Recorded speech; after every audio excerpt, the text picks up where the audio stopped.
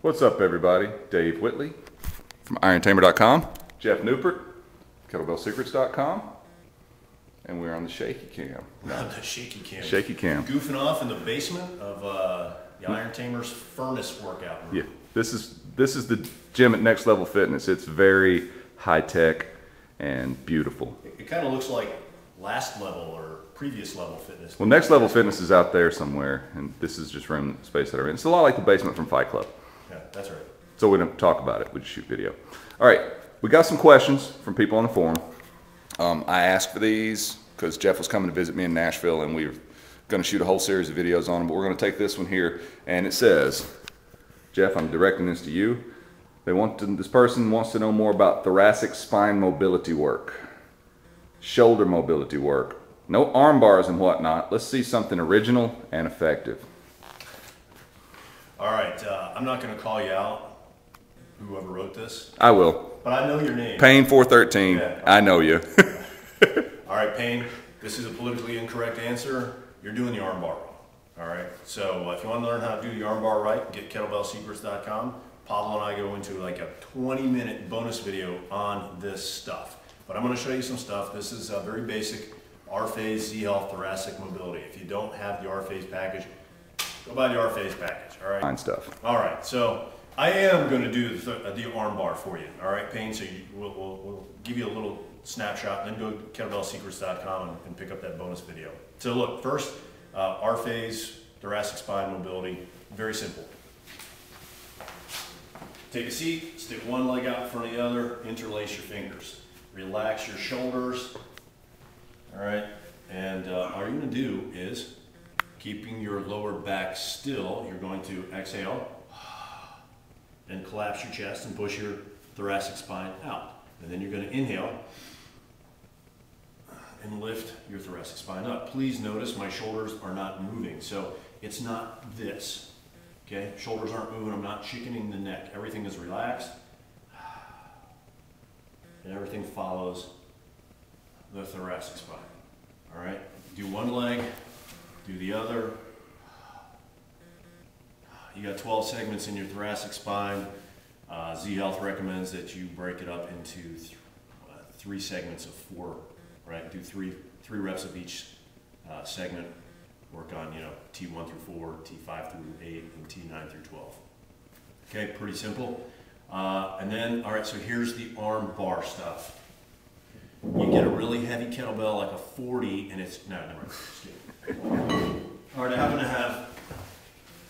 to have a 16 here, and I'm gonna crawl out here onto the concrete so you can see what's going on. All right, so here's your arm bar. Sweep your arm up, step your hip over. Let me spin so Dave can see this. All right. Here's what a lot of people do wrong. Watch my shoulder. A lot of people let that shoulder come up, and then they're forcing the shoulder forward and into this floor. All right. And they're cranking on the anterior shoulder. That's not what we want to do. All right. So what we want to do is pull the shoulder down. Can you see that, Dave? Yep. All right, so it's not enough to pull the shoulder down, right? And then you try and stack the shoulder blades. Right? While pulling the shoulder blade, watch my right hand, while pulling the shoulder blade toward the hip and trying to externally rotate the humerus in the socket.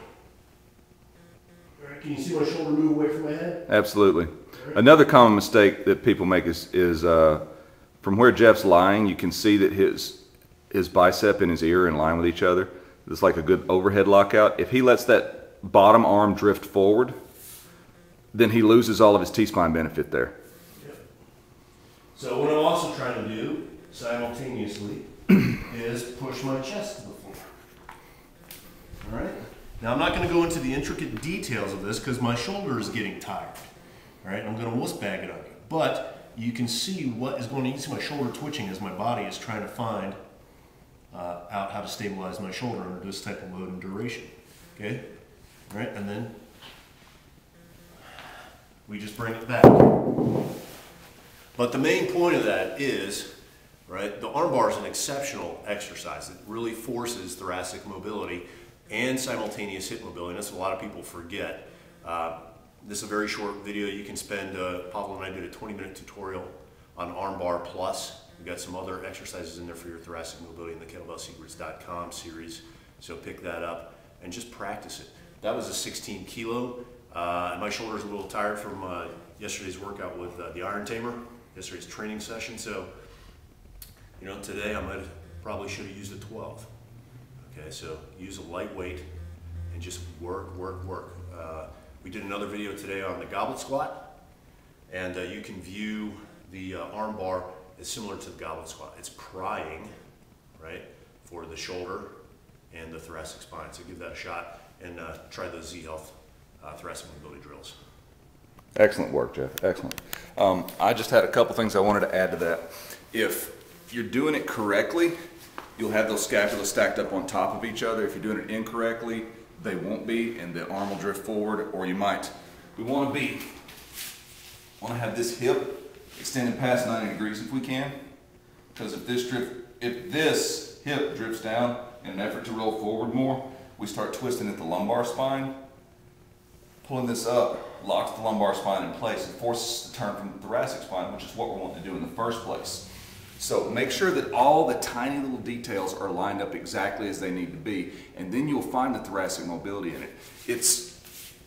It leaves only one possible solution, which is the correct one, if you line all the details up right, and then you can't cheat it. I can get down here with something heavy and kind of do this. And I'm like, oh, this isn't doing anything for me. Well, I'm not lined up correctly. There's a huge difference between this position and this position. Also, there's a bunch of cool stuff on the calisthenics video and book that involve thoracic spine and neck rotations. Worth checking that one out. And one final thought on the arm bar. Donnie Thompson, in an interview that I did with him a while back, was talking about doing the arm bar, and he's bench pressed, I forget what his bench numbers are, but he came in close to totaling 3,000 in 3 power lifts. Donnie bench presses more than most people squat or deadlift. Yeah, combined. I'm sure it's over 8. For some reason I'm thinking 865, but I may be completely wrong with that. Donnie bench presses a lot. He does arm bars with a 24 kilo. He weighed, at the time that he did that, close to 400 pounds. So a guy like Jeff or me, the top end of what we need to use for it is maybe a 16 kilo. Most of the time when I'm doing it, I'm using a 12. Go light, find the mobility, pry it apart, find the space. Remember, you're not just rolling around on the floor with a kettlebell, you're seeking thoracic mobility. So mobilize your thoracic spine as you're doing it. Find what it feels like to have those vertebrae move. Use the kettlebell as a tool for the movement. It's not about the kettlebell. That's all I got. Nice. Tamer out.